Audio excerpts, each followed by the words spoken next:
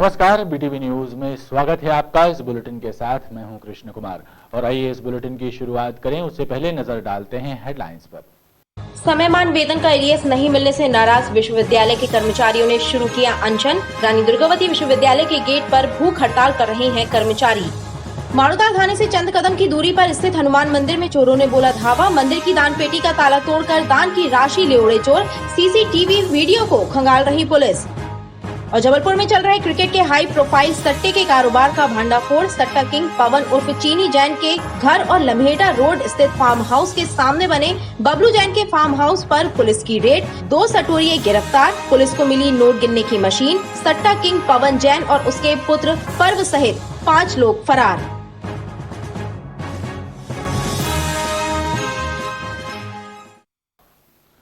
माध्यमिक शिक्षा मंडल भोपाल ने सोमवार को बोर्ड परीक्षाओं का टाइम टेबल जारी कर दिया। इस बार फरवरी से बोर्ड परीक्षाएं शुरू होने जा रही हैं। हाई स्कूल यानी कक्षा 10वीं की परीक्षाएं 18 फरवरी और हायर सेकेंडरी यानी कक्षा 12वीं की परीक्षाएं 17 फरवरी से शुरू होंगी। बोर्ड परीक्षाओं का समापन मार्च माह में होगा। हाई स्कूल और हायर सेकेंडरी की परीक्षाएं सुबह 10 बजे से 1 बजे तक होंगी। परीक्षार्थियों को 1.5 घंटे पहले परीक्षा केंद्र में पहुंचना होगा। मंडल द्वारा जारी टाइम टेबल के अनुसार 10वीं कक्षा की परीक्षाएं 18 फरवरी से शुरू होंगी और परीक्षा का समापन 10 मार्च को होगा। वहीं 12वीं कक्षा की परीक्षा 17 फरवरी से शुरू होंगी और अंतिम पेपर 12 मार्च को होगा। मध्य प्रदेश हाईकोर्ट में कामकाज की अवधि 1.5 घंटे बढ़ सकती है। नवागत चीफ जस्टिस रवि विजय मलिपत की अध्यक्षता में फुल कोर्ट मीटिंग हुई। इसमें कामकाज का समय सुबह 10 बजे से शाम 5 बजे तक किए जाने का प्रस्ताव रखा गया है, जिस पर विचार विमर्श हो रहा है। मध्य प्रदेश हाईकोर्ट में अधिक मुकदमों की सुनवाई हो सके और पेंडेंसी कम हो, इसके लिए कोर्ट के कामकाज की अवधि बढ़ाए जाने पर विचार विमर्श हो रहा है। यदि बार काउंसिल और वकील संगठन सहमत हुए तो कामकाज की अवधि 1.5 घंटे तक बढ़ सकती है। फुल कोर्ट मीटिंग में प्रस्ताव आया है कि कोर्ट के कामकाज की अवधि सुबह 10 बजे से लेकर शाम 5 बजे तक की जाए। इससे पेंडेंसी का मतलब नहीं है। देखिए क्या होता है, जो केस लगते हैं वो रीच नहीं हो पाते और नॉट रीच होते हैं तो फिर दोबारा लग नहीं रहे हैं, तो उससे परेशानी वकीलों की भी है, पक्षकारों की भी है, जुडिशियल सिस्टम भी आप मतलब पब्लिक में ऐसा कहते हैं कोलैप्स हो रहा है, तो उसकी सहूलियत के लिए हम लोग टाइमिंग बढ़ा रहे हैं। तो हम लोग को दिक्कत नहीं है टाइमिंग से, पर वकीलों की सहमति भी जरूरी है, क्योंकि क्या होता है कि 4:30 से जैसे मान लो 15 मिनट बढ़ाते हैं, 4:45 करते हैं, तो हम स्वाभाविक रूप से 5:30 बजे घर जाएंगे, 6 बजे से हमें ऑफिस बैठना है। तो वकील हैं, मतलब बैल थोड़ी है कि दिन भर रात काम करते रहेंगे। हमारे पास शारीरिक शक्ति भी तो होनी चाहिए ऑफिस में बैठने के लिए।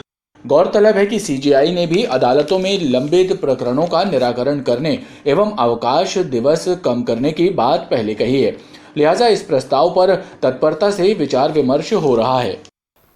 दमोह का चंडाल भाटा में रहने वाले सैकड़ों दलित परिवारों को जमीन के पट्टों की आस है। वर्ष 2014 को समाप्त हुए पट्टों को रिन्यू नहीं किया गया, जिसके चलते गरीबों की नींद हराम हो गई है।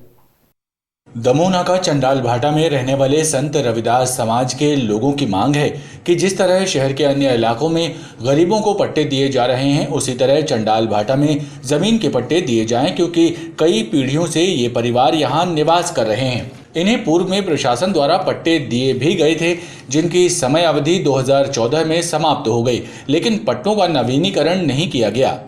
यहाँ पर हमारे दलित समाज के लोग 1200 बस्ती के लोग हैं, मगर यहाँ पर मध्य प्रदेश शासन से यही मांग करते हैं कि हम लोग को यहाँ पे पट्टा दिया जाए।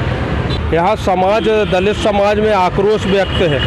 इन लोगों को पट्टे दिए गए थे, लेकिन 2014 में इन सभी की सीमाएं और पट्टों की समय अवधि समाप्त हो गई है। अगर शासन के द्वारा यहाँ शिविर लगाया जाता है तो हम दलित समाज के लोगों को बड़ी राहत होगी। ऑल इंडिया दलित कमेटी के सदस्यों ने जिला प्रशासन से मांग की है कि मानवीय आधार पर गरीबों को पट्टे प्रदान किए जाएं, ताकि वे बेघर ना हों। देश की आजादी को लेकर विवादित टिप्पणी करने के बाद फिल्म अभिनेत्री कंगना रनौत ने सिख समुदाय और सिख धर्म के विरुद्ध इंस्टाग्राम में विवादित टिप्पणी पोस्ट की है। कंगना रनौत की इस टिप्पणी के विरोध में Sikh youth and senior association और जबलपुर सिख संगत ने गोरखपुर थाने पहुंचकर फिल्म अभिनेत्री कंगना के विरुद्ध शिकायत दर्ज कराई और एफआईआर दर्ज करने की मांग की। देश की आज़ादी को लेकर विवादित टिप्पणी करने के मामले में घिरी फिल्म अभिनेत्री कंगना रनौत ने इंस्टाग्राम पर सिख धर्म और सिख समुदाय के विरुद्ध विवादित टिप्पणी पोस्ट की है। इस टिप्पणी से सिख समाज में आक्रोश व्याप्त है। जबलपुर सिख संगत और Sikh youth and senior association के सदस्यों और पदाधिकारियों ने कंगना रनौत की विवादित पोस्ट के विरोध में गोरखपुर थाने पहुंचकर शिकायत दर्ज कराई। समाज के लोगों ने पुलिस से फिल्म अभिनेत्री के विरुद्ध एफआईआर दर्ज करने की मांग की है। साथ ही केंद्र सरकार से भी फिल्म अभिनेत्री कंगना रनौत को दिए गए पद्मश्री अवार्ड वापस लेने की मांग की है। जिसने कि सिख समाज के लिए बहुत ही बेहुदा अनपढ़ टाइप की एक जो टिप्पणी की है, उससे पूरे देश का न केवल सिख समुदाय बल्कि आम नागरिक भी बहुत क्षुब्ध है। बहुत अपने आप को बहुत ठगा सा महसूस कर रहा है कि हम किन लोगों को ये देश के सर्वोच्च जो सम्मान है पद्मश्री जैसे ये दे रहे हैं, जिनको बात करने की भी तमीज़ नहीं है। एक पूरे समाज के लिए ऐसे गलत शब्दों का उपयोग करना ये शर्मनाक है, मैं समझता हूँ इस अपने आप में। मैं इस बात की भी मांग करता हूँ सरकार से, केंद्र सरकार से, कि ऐसे लोगों को पद्मश्री ना दिया जाए और इनसे तत्काल ये पद्मश्री को वापस लेने का काम भी करे। उसको ये समझ लेना चाहिए कि सिख धर्म ना होता तो आज वो यहाँ खड़ी भी नहीं होती, आज वो पैदा भी नहीं हुई होती। तो मेरा ये मानना है कि सरकारें ऐसे लोगों को पद्मश्री जैसा अवार्ड क्यों दे देती हैं, ये बड़ा आपत्ति का विषय है। हम लोग बड़ा घोर आपत्ति दिखा रहे हैं और हमारे सिख समाज में बड़ा आक्रोश है उसके खिलाफ। क्या ये नशा करती है क्या? अगर नशा करती है तो इसको किसी नशा मुक्ति केंद्र में भर्ती किया जाए। अगर ये दिमागी रूप से अपसेट है तो इसे कहीं ग्वालियर जैसी जगह में या किसी मानसिक चिकित्सालय में इसको भर्ती किया जाए, और नहीं तो इस पर लगाम लगानी पड़ेगी। सिख धर्म बहुत इसके खिलाफ उद्वेलित है। सिख समाज के पदाधिकारियों का कहना है कि अगर शासन प्रशासन और सरकारें फिल्म अभिनेत्री कंगना रनौत के विरुद्ध कड़ी कार्रवाई नहीं करेंगे तो सिख समाज आंदोलन करने मजबूर होगा। घर के सामने से निकलने को लेकर हुए विवाद के चलते बेलखेड़ा के झालौन गांव में पड़ोसियों ने घर में घुसकर एक वृद्ध महिला और उसके परिवार पर कुल्हाड़ी से हमला कर दिया। घायलों को अस्पताल भेजा गया, लेकिन गंभीर रूप से घायल हुई वृद्ध महिला की इस दौरान मौत हो गई। पुलिस ने घटना में शामिल 4 लोगों को हत्या के जुर्म में गिरफ्तार किया है। बेलखेड़ा के झलोन गांव में चौधरी और झारिया परिवार का अगल बगल घर है। घर के सामने से निकलने को लेकर दोनों परिवारों में पूर्व से विवाद भी चला आ रहा है। सोमवार की दोपहर इसी विवाद को लेकर दो परिवारों में कहासुनी हो गई। इसके बाद पड़ोस में रहने वाला संजू झारिया, उसका पुत्र नितेश, संजू की पत्नी शिव कुमारी और परिवार के अन्य सदस्य कुल्हाड़ी, फरसा, डंडा लेकर चौधरी परिवार के घर पहुंच गए। इन लोगों के द्वारा घर में मौजूद वृद्ध महिला जिज्जोबाई और परिवार के अन्य लोगों पर हमला कर दिया गया। इस हमले में सभी लोग घायल हुए। वहीं दूसरे पक्ष की राधाबाई और शिव कुमारी बाई को भी चोटें पहुंची। वारदात के बाद सभी घायलों को बेलखेड़ा अस्पताल पहुंचाया गया, जहां से सभी को मेडिकल अस्पताल रेफर कर दिया गया, लेकिन घटना में घायल जिज्जोबाई की मौत हो गई। वारदात की खबर लगने के बाद बेलखेड़ा पुलिस भी घटनास्थल पर पहुंच गई थी। पुलिस ने हत्या के मामले में नितेश झारिया, उसके पिता संतू झारिया, मां शिव कुमारी बाई, नितेश की चाची राधाबाई झारिया को गिरफ्तार कर लिया है। शेष फरार आरोपियों की पुलिस तलाश कर रही है।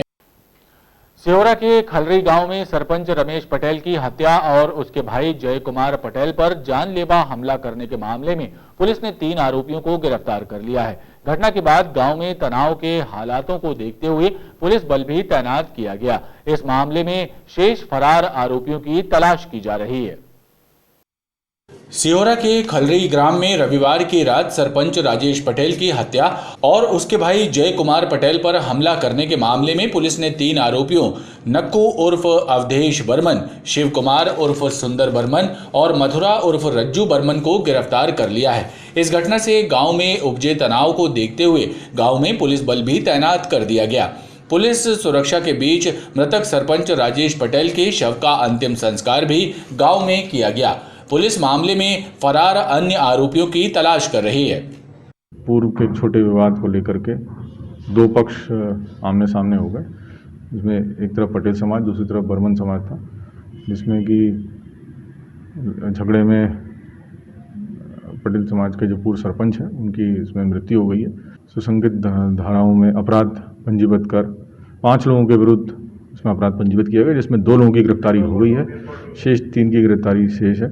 छोटा विवाद था जिसको लेकर के बाद में ऐसा पता चला था कि उनकी वहाँ पे इंटरनल बैठक थी, जिसमें से उनको वहाँ से निष्कासित करने जैसा कुछ एक निर्णय लिया गया, जिसको लेकर के उनका बर्मन और जो वहाँ पटेल समाज है उनका एक मनमुटाव था, जिसके फलस्वरूप कल ये घटना। जीआईएफ में काम करने वाले एक फैक्ट्री कर्मी की संदेहास्पद स्थितियों में मौत हो गई। फैक्ट्री कर्मी का शव व्हीकल एस्टेट सेक्टर नंबर 1 में स्थित उसी के घर में मिला। घटना की जानकारी मिलने के बाद रांझी पुलिस मौके पर पहुंच गई थी। पुलिस द्वारा एफएसएल टीम से भी घटनास्थल का परीक्षण करवाया गया है। पुलिस मामले की जांच कर रही है। जीआईएफ में कार्य करने वाले एक फैक्ट्री कर्मचारी कमलेश कोल की संदेहास्पद स्थितियों में मौत हो गई। कमलेश का शव व्हीकल एस्टेट सेक्टर 1 में स्थित उसी के क्वार्टर में मिला।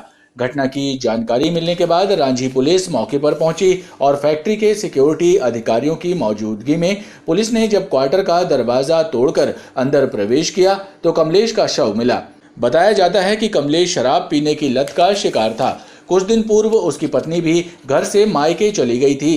पिछले 3 दिनों से पत्नी उसे फोन लगा रही थी, लेकिन वो फोन नहीं उठा रहा था।